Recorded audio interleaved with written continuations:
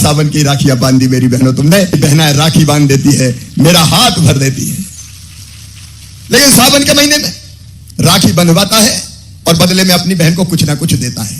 पैसा देगा, कपड़े देगा, देता है कि नहीं देता? भाई देता है। हर महीना देना चाहिए, तब तो बहन का छोटा मोटा काम चलेगा, छोटी मोटी जरूरतें पूरी होगी और बहन के चेहरे पर खुशी आएगी। और इसलिए मेरी बहनाओं, हमने तय कर दिया कि अब हर महीने मेरी बहनों के, लाडली बहनाओं के खाते में, गरीबों, छोटे किसान परिवार से आती हो, सब बहनों के खाते में डाले जाएंगे मुख्यमंत्री लाडली बहना योजना के अंतर्गत। होते ही उसके खाते में हम रुपया जमा कर देंगे। ब्याज लगते लगते जब तक बेटी बड़ी होगी तो 1 लाख रुपया से ज्यादा मिल जाएंगे तो बेटी लखपति बन जाएगी। 5 साल में बहनों की राशि बढ़ा करके 3000 कर देंगे। अभी इस साल इसी महीने तो आपको 250 अलग, रक्षाबंधन के वो 1250 अलग मिलने वाले हैं और भाई दूज से 1500 रुपया महीना आपके खाते में आने वाले, बहनों के खाते में आने वाले। और ये तो 2025 चल रहा है, 26, 27, 28 आते आते 3000 रुपया महीना आपके खाते में आएगा। ये बहनों से अपने भाई का ये वचन है, हमारी पार्टी का संकल्प पत्र है। और उससे आगे बढ़ते हुए बहन, ये तो आप घर में बैठे बैठे काम करो, लेकिन आप स्वरोजगार करो, अपने घर में रोजगार करो तो आपको अलग से मदद करेंगे। और उससे आगे बढ़ करके यहां से अगर आप आगे बढ़ोगे, किसी कारखाने में काम करने जाओगे तो हमारी बहन अपनी मेहनत से काम करेगी तो 5000 या और अच्छा पैकेज होगा तो 6000 रुपया महीना 10 साल तक आपको वहां अलग से देने वाले हैं अपनी बहनों के लिए सरकार के माध्यम से। और भाई भी नाराज मत होना, भले रक्षाबंधन में भाई का भी उतना महत्व है। 5000 रुपया आपको भी दे देंगे, आप भी कारखाने में काम करो, रोजगार आधारित काम करने के लिए भाइयों को भी देंगे। अब बहन को तो 1000 बढ़ा के देना पड़ेगा, इसमें कोई शंका नहीं। लेकिन आज के लिए आप सबका आशीर्वाद लेकर के जा रहा हूं। नमस्कार दोस्तों, 1,29,00,000 लाडली बहनों के खाते में रक्षाबंधन को उपहार मिलने वाला है। जैसे कि यहाँ पे मोहन यादव जी और शिवराज जी ने बताया है कि सभी लाडली बहनों को राखी का गिफ्ट दिया जाएगा। और लाडली बहना तीसरा चरण को लेकर अभी शिवराज ने कोई फैसला नहीं किया है, पर एक बार कहा था कि तीसरे चरण पे जो बहनी रह गई है उनको भी जोड़ा जाएगा। और लाडली आवास का जिन लोगों ने फॉर्म भरा था उनको आवास की पहली किस्त राखी बाद सभी के खाते में डाली जाएगी। तो आगे देखते हैं। संकल्प है, किसी गरीब को बिना जमीन के नहीं रहने दिया जाएगा, सबके पास रहने की जमीन होगी। बोलो होना चाहिए कि नहीं? अपनी जमीन इतना टुकड़ा तो हो कि जिसमें बच्चे कह सके ये मेरा घर है, ये मेरा प्लाट है। भगवान ने इतना तो अधिकार दिया है जब इस धरती पर पैदा किया, तो इतना हक तो गरीबों का भी है। और इसलिए गांव में भी हम प्लाट देंगे और शहरों में प्लाट उतने नहीं मिलते, इसलिए 2 तरह के काम करेंगे। एक, जहां जहां प्लाट संभव है वहां प्लाट देने की कोशिश करेंगे और इसलिए कई लोगों को पट्टा देने का काम कर रहे हैं ताकि गरीब को पट्टा मिल जाए और वो जमीन उसकी अपनी हो जाए। वो लोग पट्टा देना चाहिए कि नहीं? और दूसरी चीज, जहां जितनी जमीन नहीं है वहां हम मल्टी स्टोरी बनाएंगे, मतलब बहुमंजिला मकान, और मकान में गरीब को फ्लैट देंगे, रहने के लिए फ्लैट देंगे। हर गरीब का छोटे मकान का सपना सच हो जाए तो हमारा सरकार बनाना सार्थक हो जाए, उसके शहरों में ही करेंगे। एक काम हमने किया पिछले दिन, पूरे मध्य प्रदेश में कई जगह गुंडे, बदमाश, माफिया दादागिरी करते थे। दादागिरी, कई जमीनें कब्जा ली थी, सरकारी जमीनें हटा ली थी और अपनी दादागिरी के दम पर उनका राज चलता था। हमने तय किया कि मध्य प्रदेश में किसी गुंडे की, बदमाश की और माफिया की दादागिरी नहीं चलने देंगे।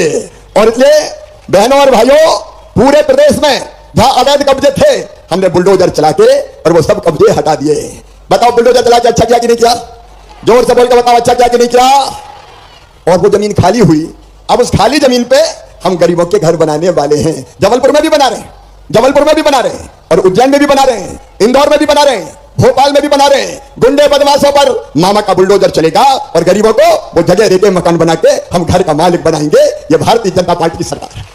और इसलिए माफियाओं से जो जमीन हमने मुक्त कराई, उस जमीन पर हम स्वराज कॉलोनी गरीबों के घर बना रहे हैं। 900 से ज्यादा घर हम गरीबों के जबलपुर में भी बनाने जा रहे हैं ताकि गरीब उन घरों में रह सके। और जुगाड़ करूंगा बहनों, चिंता मत करो, धीरे धीरे जमीन ढूंढते जाएंगे और गरीबों के घर बनाते जाएंगे ताकि तुम्हारे बच्चे भी चैन से रह सके। सर्दी में, गर्मी में, बरसात में तुम्हारे बच्चों को भी रहने लायक घरौंदा तो मिल सके। इतना हक तुम्हारे बच्चों का भी है, इतना हक तुम्हारा भी है, इतना अधिकार तुम्हारा भी है। और इसलिए ये स्वराज कॉलोनी बसाने का काम कर रहे हैं। आप जानते हैं जबलपुर में भी हमारे कई भाई बहन। योजना से जुड़ी जानकारी के लिए RKG न्यूज को जरूर सब्सक्राइब करें ताकि नई योजना आपके फोन में जरूर पहुंचे। धीरे धीरे हम जमीन दे रहे हैं और उनका भी मकान बनाने का हम काम कर रहे हैं ताकि जबलपुर में भी जो विस्थापित किए गए, कई लोग हमने पहले विस्थापित करके उनको प्लाट दिए, मकान बनाए, और बाकी अभी जो बचे हुए घर हैं, जो बचे हुए हमारे गरीब हैं, उनके भी मकान जबलपुर में बनाए जा रहे हैं। हमारे मध्यम वर्गीय बहनों ने, हमारे मध्यम वर्गीय भाई बहनों ने जैसे तैसे होते थे और एक ही बात कहते थे, मेहनत की कमाई से जैसे तैसे मकान बना लिया, अब हमारी कॉलोनी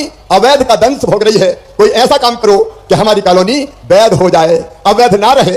कई दिनों से मैं इस पर विचार कर रहा था और विचार करते करते मेरे बहनों और भाइयों हमने फैसला किया कि मध्य प्रदेश की ऐसी सभी अवैध कॉलोनी जहां लोगों ने अपनी मेहनत की खून पसीने की कमाई से अपने मकान बनाए हैं, वो सारी कॉलोनी अब अवैध नहीं रहेंगी, सब वैध कॉलोनी कर दी जाएगी।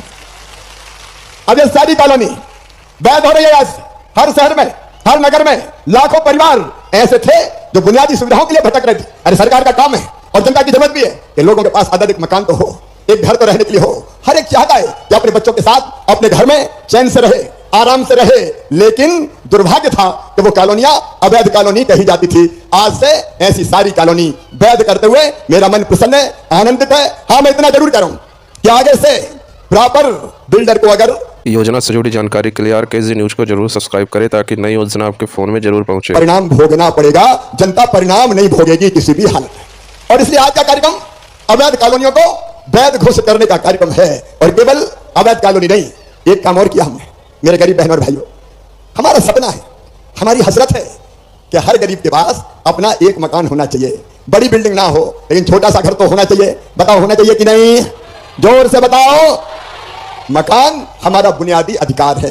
गांव में मकान प्रधानमंत्री आवास योजना के अंतर्गत बन रहे हैं, लेकिन गांव के लोग भी सुने और शहर के लोग भी सुने हमारा संकल्प कि जिनके पास गांव में रहने की जमीन भी नहीं है, घर छोटा हो गया, परिवार बहुत बड़ा हो गया, दादा के 4 बेटा, 4 के फिर 4 बहुएं आ गई, रहते ही नहीं बन रहा। मेरे गरीब बहनों और भाइयों, ध्यान से सुन लेना। अपनी मेहनत की कमाई से एक प्लाट खरीदा, कोई बिल्डर ने प्लाट काटा होगा और प्लाट उन्होंने अपनी जिंदगी भर की खून पसीने की कमाई लगा के प्लाट खरीद लिया। प्लाट खरीदा तब किसी ने ऐतराज नहीं किया। प्लाट खरीदने के बाद धीरे धीरे अपने खून पसीने की कमाई से उन्होंने मकान बनाना शुरू किया। मकान बनाना शुरू किया तब भी किसी ने नहीं रोका।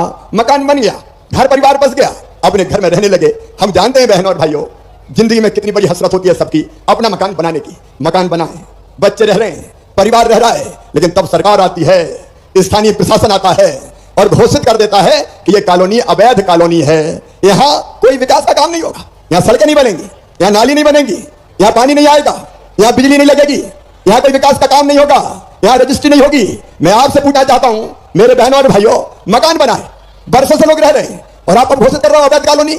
बताओ, ये न्याय है क्या? योजना से जुड़ी जानकारी के लिए आरकेजी न्यूज को जरूर सब्सक्राइब करें ताकि नई योजना आपके फोन में जरूर पहुंचे। क्यों तब नहीं रोका जब प्लाट कट रहे थे? क्यों तब नहीं रोका जब मकान बन रहे थे? जगह जगह हमारे भाई बहन आते थे परेशान। तो बहनों ने कहा, भैया सबसे बड़ी बात तो यह है कि घर में ही हमारी इज्जत बढ़ गई है। आजकल सास बड़ी प्रेम से बोलती है, बहू कैसी हो, पैसा आगे के लिए आए। नमस्कार दोस्तों, योजना से जुड़ी जानकारी के लिए आरकेजी न्यूज को जरूर सब्सक्राइब करें ताकि कोई भी योजना सबसे पहले आप तक जरूर पहुंचे। जब सरकार बनी 1000 रुपया महीना बहनों को दे रहे थे, गए साल रक्षाबंधन पे 250 रुपए दिए, इस बार फिर वापस मिलने वाले हैं। हमारी संस्कृति तो बहन बेटी के हाथ में अगर पैसा आता है तो वो तो घर के लिए देती है, अपने परिवार के लिए लगा देती है, बच्चों की पढ़ाई में, कि स्कूल में, किसी और काम में आए। गरीब परिवार के अंदर 1-1 रुपए की कीमत बहने से अच्छा कोई घर नहीं चलाती है। इसलिए बहन बेटी के साथ यहाँ किसान परिवार भी बैठे हैं। कौन कौन है किसान जिनको किसान सम्मान निधि मिलती है? हाथ खड़े करो जिनको किसान सम्मान निधि मिलती है। आप भी चिंता मत करो, लगातार आपको भी ये पैसे मिलते जाएंगे। और जो दूध का उत्पादन करता है, कौन कौन उत्पादन करता है दूध का? हाथ खड़े करके बताओ। जिनके घर गाय भैंस है, अपने घर में गाय भैंस है और दूध का उत्पादन कर रहे हैं। हमारी सरकार अब दूध उत्पादन को भी बढ़ावा देने वाली। दूध उत्पादन में अभी मध्य प्रदेश पूरे देश में 3रे नंबर पे है। 9% दूध हमारे यहाँ होता है, लेकिन हमने संकल्प किया है दूध की राजधानी बनेगी, दूध की राजधानी मध्य प्रदेश। और हमारे यहाँ तो हजारों साल से दूध दही की नदियां बहती थी, ऐसा माना जाता है। हमारे यहाँ जिसके घर गाय वो गोपाल, और जिसके घर गाय का कुल वो घर गोकुल। ऐसे में हमारे लिए जब अयोध्या में भगवान राम मुस्कुरा रहे हैं तो गोपाल कृष्ण मुस्कुराना चाहिए कि नहीं मुस्कुराना? बोले गोपाल कृष्ण भगवान की। जब गोपाल कृष्ण की बात करते हैं, लाडली बहना राशि आपको जो मिल रही है, ये 1.5 साल हो गया हमारी सरकार को, हमने 1000 को बढ़ा करके 1250 कर दिया। जोरदार अभिनंदन करो। आपकी राशि बंद नहीं होगी, बहनों की भी राशि लगातार मिलती रहेगी और बढ़ती जाएगी धीरे धीरे। ये 5 साल के लिए सरकार मिली है और हम बाकी पैसा मिलाने वाले, एक के बाद एक सारी चीजों पे। ये हमारी सरकार ने तय किया, किसान की जिंदगी आराम से गुजर जाए तो देश अपने आप खुशहाल हो जाएगा, प्रदेश अपने आप खुशहाल हो जाएगा। हमारे द्वारा किसी क्षेत्र में भी किसानों को भी सम्मान